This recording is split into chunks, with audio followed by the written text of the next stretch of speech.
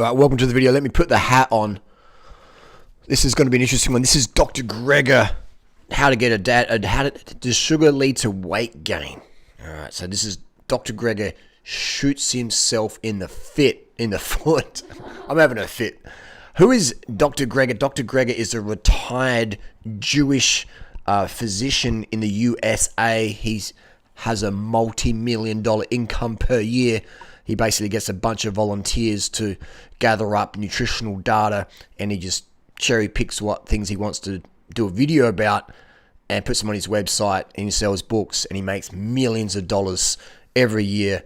But he donates all the money to a non-profit charity, and the irony is that non-profit charity is in his name.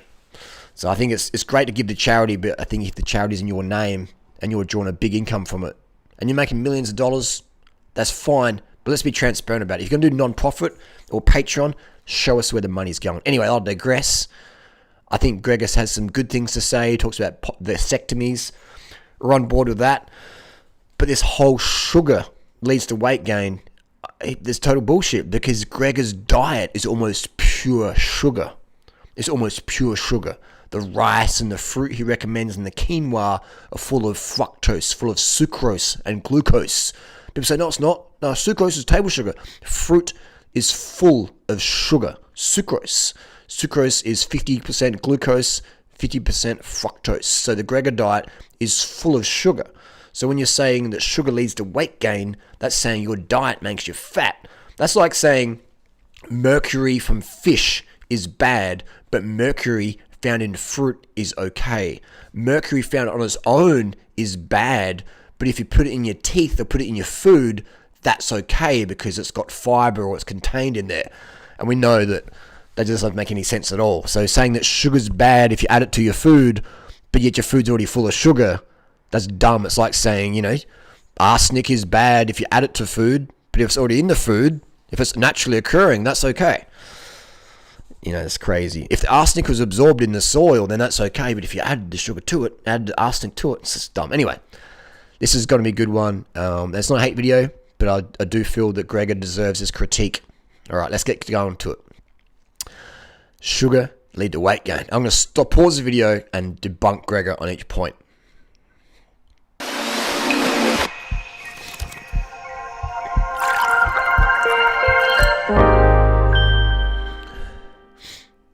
The obesity epidemic may just be the tip of the iceberg in terms of excess body fat. It's been estimated that 90... Okay, first point. He talks about fat, over fat. Obesity is excess body fat. Nowhere in this entire video does he mention fat calories, that Americans are eating too much fat. This is about Americans. This is about overweight Americans. All right? Is the overweight American eating too much sugar on their fruit salad in the morning? Or is it too much sugar in their chocolate bars that they're smashing every day? So Greger is just totally jumping on the anti-sugar bandwagon. He's not even talking about dietary fat, which we know is the reason. Every gram of fat you eat is the fat you wear. So it's crazy. And the fact that Greger himself denies his fat, doesn't even mention fat, just goes to show he's just looking for some clickbait titles to draw traffic to his website to sell books, which is fine, but let's be honest about it. So he doesn't even talk about fat in the entire video. He just talks about sugar, because sugar's the bad thing at the moment. 1% of adults. 9 out of 10 of us. Over fat, meaning you've got too much fat, because you're eating too much fat. 69% of children in the United States are quote-unquote over fat, defined as excess body fat sufficient to impair health.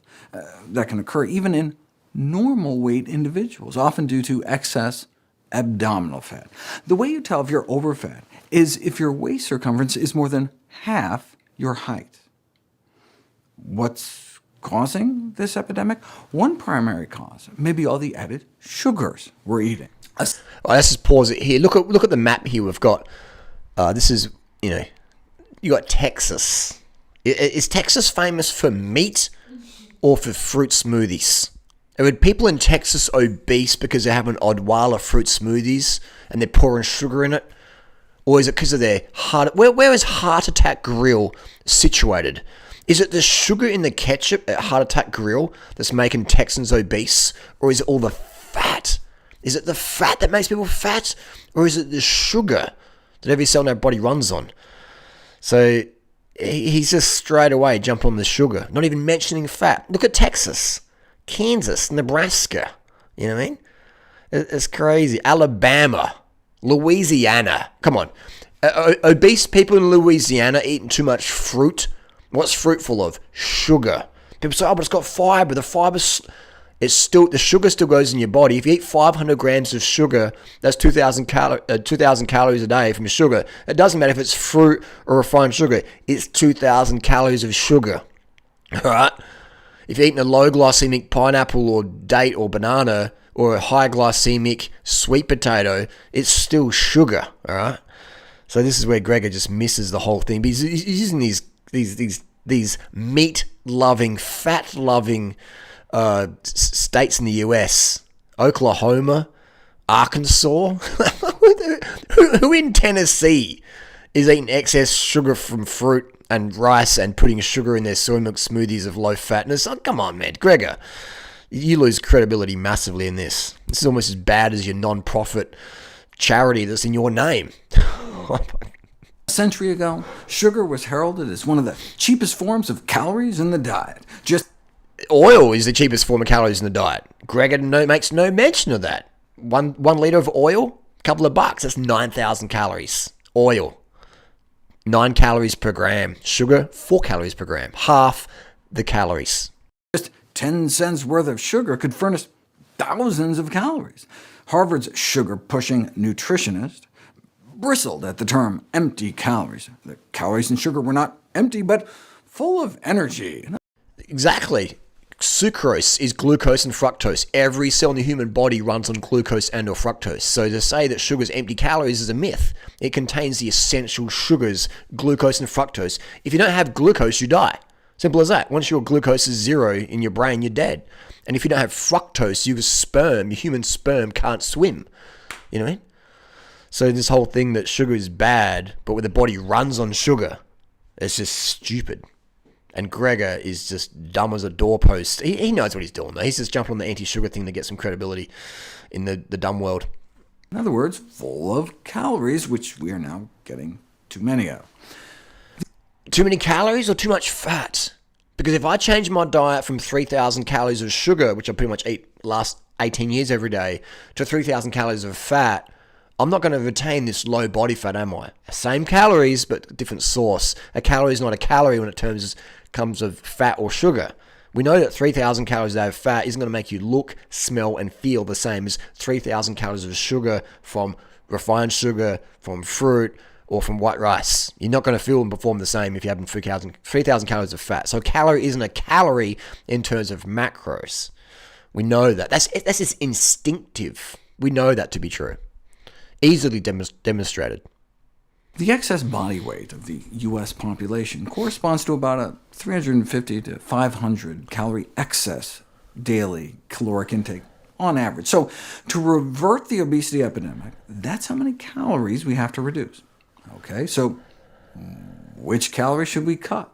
It's this whole thing of reducing calories. No. It's about hormones. Hormones determine weight. If you eat more fat, you develop insulin resistance, which makes you more anabolic. That's why you go to Texas. Go to the rodeo and pick the biggest, heaviest, obese person there and say to him, hey, you should do a fruitarian diet. You should just do a Walter Kempton diet. Fruit, rice, and sugar and water. And they're going to laugh you out of the rodeo. They're going to get their 400-pound frame. They're going to, come here, you skinny little vegan. I'm going to sit on you. I'm going to sit on your ass. You know what I mean? Can you imagine that? Going to Texas or go to Tennessee or Arkansas or Alabama or Kentucky, you know, and tell people, hey, guys, you're eating too many peaches. All the sugar in the peaches is bad for you. You're adding too much sugar to your cereal with your soy milk, your oats. The oats you eat in the morning when you add sugar to it, you eat too much sugar, yeah. They go, yeah, cool, man. Let me come here and sit on you. You know, you're going to have a 400-pound obese heart attack grill patient sitting on you, breaking all your little vegan ribs. So this is just the craziness. But Gregor just loses credibility massively in my eyes in this one. Look how lean I am. Look how lean all the people I am at coach, my girlfriends or friends, or, you know, look at the Sugar Mountain Durianrider fanboys. Right? There's a guy out there called Vegan Foot Soldier. The guy's like that. and he's a fucking sugar consumer. Look at them all. Look at all the long-term Durianrider fanboys and fangirls. They're all super, super lean. Name one who's still not. That's just how many calories the majority of Americans who fail to meet the dietary guidelines sugar limit get in added sugars every day. 25 teaspoons, about 4. I can't believe Gregor is saying America has an obesity epidemic, a crisis on its hands because of an extra 400 calories of sugar per day. That's only 100 grams. That's nothing. You know? So America's obesity issue is because of white sugar. It's not because of all the fat and the meat and it's not because of that. It's not because they love driving in cars everywhere. And that doesn't matter. That doesn't matter because you can still be a vegan in a car and lose a lot of weight eating sugar. Kempner rice diet.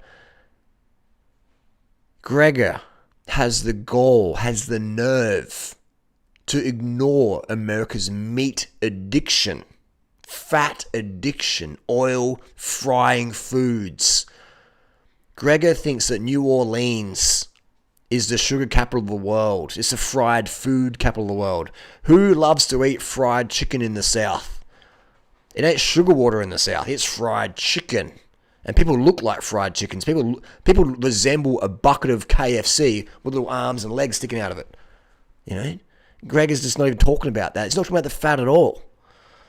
400 calories. Even the most diehard sugar defenders like James Rippey, who is reportedly paid $40,000 a month by the high-fructose corn syrup industry, on top of the $10 million they paid for his research, even Dr. Rippey. Here's the thing though, Gregor, you make millions of dollars a year promoting a vegan agenda, And so people could flip it on you and say, hey, well, this Dr. Gregor guy, we can't trust him because he makes, literally, Gregor makes millions of dollars a year from his non-profit charity. So you can say, that Dr. Ripper is getting paid by the sugar board. Yeah, fair enough, I agree. But you're doing the exact same thing, and I'm doing the same thing. So we can't really use that argument that, Ripper's just cherry-picking statements that proves sugar doesn't cause obesity, which it doesn't. Sugar doesn't cause obesity. Just ask Dr. McDougall. Go to Kenya, go to Thailand, and look at the leanest cultures. You know this yourself. That a 400-pound Texan isn't fat because of sugar. They're fat because of fat. And that's why they call it fat. So, Gregor, you're making millions of dollars a year from your non-profit charity, and you can't critique someone for making money from promoting sugar. You promote sugar, your diet book and stuff, and so do I. So we're in the same boat altogether. Considers it indisputable that sugars contribute to obesity.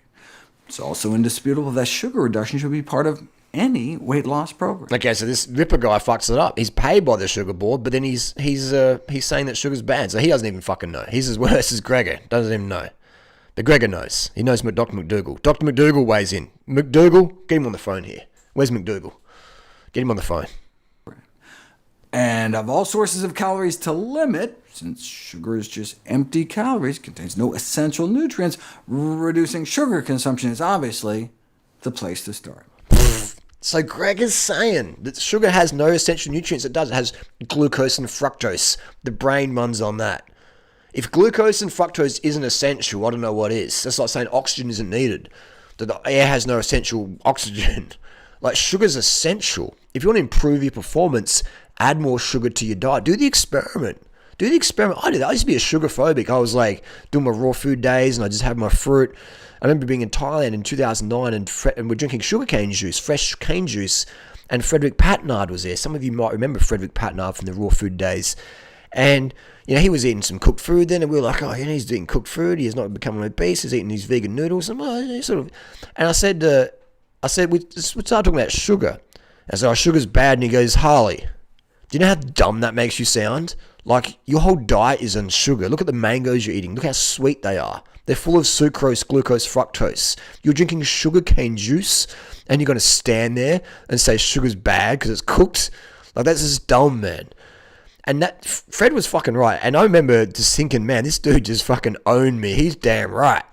I've got this raw food dogma going on. I'm not being pragmatic at all. And from a metabolic standpoint, from a molecular chemistry standpoint, that he's right. Glucose is glucose no matter where it comes from. Under the microscope, it's a glucose chain.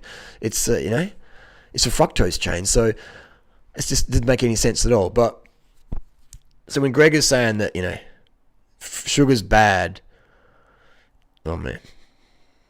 And again, this is what the researchers funded by the likes of Dr. Pepper and Coca-Cola are saying. The primary author, Richard Kahn, is infamous for his defense of the American Beverage Association, the soda industry. He was chief science officer at the American Diabetes Association when they signed a $1 million sponsorship deal with the world's largest candy company. These are still far less sponsorship deals than Gregor gets from his own website. Gregor is self-sponsored, like I am as well. Maybe the American Diabetes Association should rename itself the American Junk Food Association. But what do you expect from an organization that was started with drug industry funding? The bottom line is that randomized controlled trials show that increasing sugar's intake increases calorie intake, and this leads to body weight gain in adults, and sugar reduction leads to body weight loss in children. I agree 100%. In the context of the average American, let's say you have a hospital ward full of average Americans from Texas, from Arkansas, from Tennessee, and you say to them, you can eat anything you want, but you just can't have any sugar. They're like, oh, so no candy bars, no chocolate bars, no Dunkin' Donuts, no Krispy Kreme, no ice cream, no Wendy's ice cream, no sweets. They're not going to say, oh, so I can't have fruit. I can't put sugar in my smooth fruits. I'm a Durianrider subscriber, and I ride my bike, and I like being lean and being fit. I can't have sugar in my smoothies anymore? Oh, God. No one's doing that. No obese person's doing that. If they are doing that, they're going to be lean on my advice that they do. So this is where this study's bunk. Where's the context? What do they mean by increasing sugar intake? What, increasing the sugar intake via Snickers bars and Mars bars? We know that the average obese American loves their chocolate. Chocolate's 60% calories from fat. They love their cookies, Oreos, even if they're vegan, 30-40% calories from fat. So when you say, oh, you can't eat sugar, then instantly you cut out. Here's some vegan ice cream here. This is like 40 grams of fat per little tub. You have one of these a day, that's 280 grams, that's like a kilo a month, that's 10 kilos a year just from a little tub of ice cream. So this whole thing of just like that, it's the sugar. No, man, it's the fat. So if I couldn't have sugar, then I can't have this, and then boom, there goes 10 kilos of fat off my body that I'm no longer eating. And now I'm going, wow, sugar, I've stopped eating the sugar, now I'm not fat anymore. No, it's the fat that was making me fat. That's why they call it fat. So Gregor cites a study that has no context. Context is so powerful, and Gregor knows this. Context is so powerful. Just like if I said, I'll give you $1 million. I'll give you $1 million, but I'd forget to tell you I'm just going to write $1 million on a piece of paper and give it to you.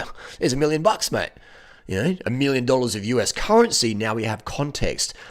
Increasing sugar by adding it to our fruit smoothies is going to make us lean and fitter. Increasing sugar by having more ice cream and chocolate fatty candy bars and Dunkin' Donuts is going to make us fatter because now we're getting more fat. Does that make sense? It does. Even an 8-year-old kid can understand that.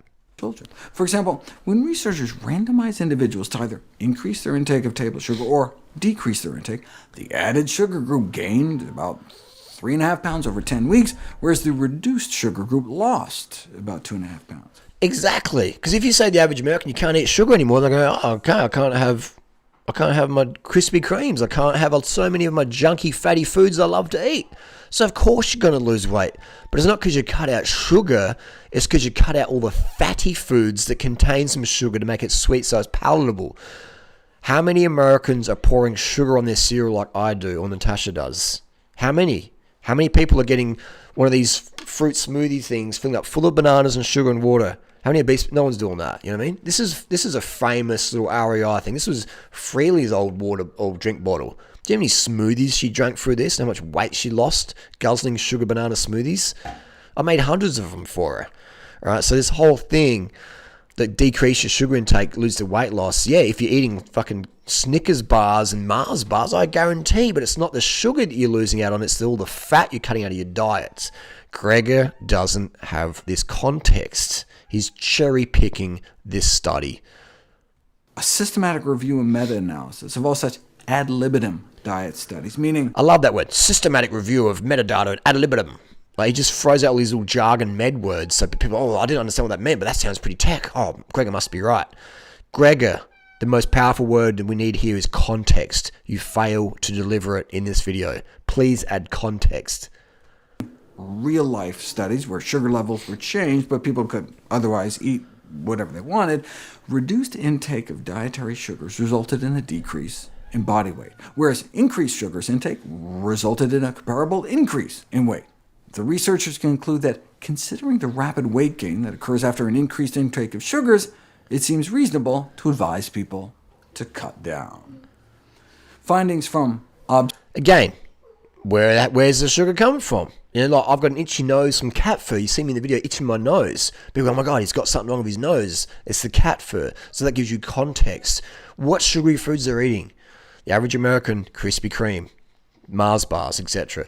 If I got all my calories from Krispy Kreme, I'd be pretty fat pretty quick from all the excess dietary fat. My abs would just be coated in fat. You wouldn't see them anymore. Observational studies have been more ambiguous, though, with an association found between obesity and sweetened beverage intake, but failing to show consistent correlations with sugary foods. Most such studies rely on self-reported data, however, and obese people tend to underreport sugar-rich foods. One can measure trace. Again, what obese person have you ever met in your life whose definition of sugar-rich food is a Durianrider smoothie with maybe 10 or 20 bananas in there, water and sugar? How many obese people have you met who have done that? I've known so many, thousands of people over the last 18 years who have lost a lot of weight eating high sugar, super low fat vegan. All right. So again, context. If I say it again, context. What is the high sugar food that everyone people eating? Ice cream, fatty ice creams, chocolate bars, Dunkin' Donuts, Krispy Kreme.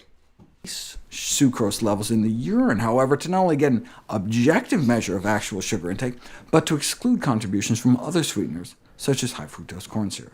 And the sugar in the urine is proof that the body pisses out, it urinates out excess sugar, aka type 2 diabetes. Your body's go, okay, we've got too much sugar, pee it out. Excess sugar is not stored as fat. All right? It's just peed out, you burn off by heat. Excess fat, though, not even excess fat, any fat is stored as body fat. Sugar is designed to feed the 100-odd billion cells, trillion cells we have. Excess sugar then goes to muscle glycogen, and if you've, luckily enough you've filled your glycogen for the day, your body just pees it out. Simple as that. When researchers have done this, they discover that sugar intake is indeed not only associated with greater odds of obesity and greater waist circumference on a snapshot in time cross-sectional. Again, sugar intake from where? From a Snickers bar? Or from sugar poured into a fruit smoothie? Or from fruit itself? Fruit's full of sugar. Fruit's like 90% calories from sugar. Basis, but in a prospective cohort study over time. Using urinary sucrose as a measure of sucrose intake, those in the highest versus lowest fifth for sucrose intake had more than a 50% greater risk of being overweight or obese. Denying evidence that sugars are harmful to health has evidently been at the heart of the sugar industry's defense.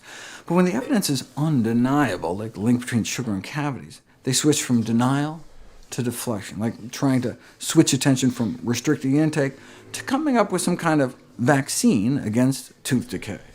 We seem to have reached a similar point with obesity. If sugar causes tooth decay, I wouldn't have any teeth left. When I got my crowns fitted to have my cracked teeth and bent teeth protected, it took ages for me to get to see the dentist. Many dentists fully booked out for ages. It took many weeks, many months to get it all done. And I said to the dentist, how many fruitarians come in here? And he's like, what's a fruitarian? I've never met a dentist who knew what a fruitarian was. I would say that poor dental hygiene and the bacteria cause it to decay. Sugar doesn't cause decay. Bacteria does. Poor dental hygiene. All right. There's plenty of people out there who eat no refined sugar have very poor teeth because they have poor dental hygiene. Okay. Stop brushing your teeth. Stop flossing your teeth. Let the bacteria grow in your teeth. Doesn't matter what you're eating. You're gonna have some cavities pretty quick, pretty soon. With the likes of the Sugar Bureau switching from denial to deflection by commissioning research suggesting obese individuals would not benefit from losing weight, a stance contradicted by hundreds of studies. This is where I do agree. That's bullshit. If you're obese, lose weight, you'll be healthier. Across 4 continents involving more than 10 million participants. So there was one thing that I agreed with Gregor there. if you are obese and you do lose body fat, you're going to have an increase of health and vitality for sure, assuming you do it the right way. You know, if you're just starving yourself and feeling suicidal and that, then that's not the right way. Anyway, that's the deal. The next video we're going to do on is curing type 2 diabetes with white rice and sugar. We've got Dr. McDougall. Most people contradict themselves in their books for what they say on YouTube. Everyone does. I'd say I'm probably the only one who doesn't. If you ever see me contradict myself, please let me know. But McDougall contradicts himself a bit, but I would say McDougall is probably the most legit in terms of reliable, consistent, minimal contradictory advice. The next video we're going to go to veg source. We're going to check out this one, and we're going to do an update on that one, the curing type 2 diabetes with sugar and white rice. We're going to see McDougall on there. I'm going to share my comments and criticisms. That's the next video. If you like this video, give it a thumbs up. If you didn't, give it a thumbs down. If you enjoy context, give it a thumbs up. If you don't want context, give it a thumbs down. We'll see you next video. Done and dusted. If sugar causes obesity, I'd be obese. On so little training I do, so much sugar I eat. Sugar's self-limiting. You can't eat more than you need. It just gets too sweet and you're done. You're just like, I'm done. I'm finished. I can't eat any more sugar. Fat, though, you can just sneak it in. Just sneaks into your diet. Fat has no taste. It just sneaks in your diet and it just causes obesity, causes fat gain. Simple as that. That's why it's called fat. Done deal. Next video. Peace. Carb the fuck up. See you on the road. Gregor, context, please. Non-charity, please promote more transparency. Where's the millions of bucks going? Anyway, see you on the road.